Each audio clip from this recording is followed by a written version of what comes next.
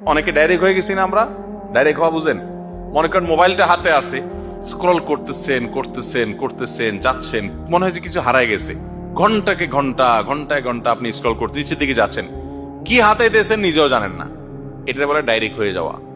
এই ডাইরেক্ট হয়ে যাওয়ার কারণে পড়াশোনা ধ্বংস হয়, নামাজে মনোযোগ থাকে না, বাবা মার অবাধ্য হয়ে যায়। একটা গল্প আমি প্রায় সময় বলি, কোথায় যেন পাইছি গল্পটা।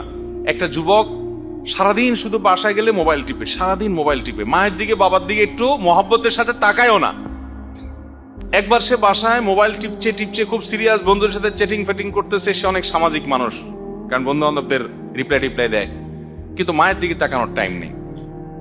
হঠাৎ করে মোবাইলটা ধপাস করে রেখে মায়ের দিকে তাকায় আসে, নির্মল এবং পরিষ্কার একটা হাসি দিয়ে দিছে।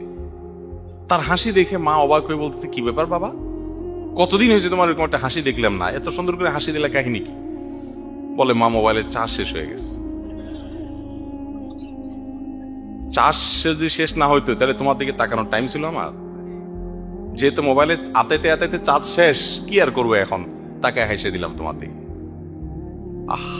এ হলো আমাদের যুবক ভাইদের চরিত্র। ভাইরা আমার, এই মোবাইল, আমি একটা কথা বলি, এর ভার বহন করা দুনিয়াতে অনেক সহজ হলেও আখেরাতে এর দায়ভার বহন করা অনেক কঠিন হতে পারে।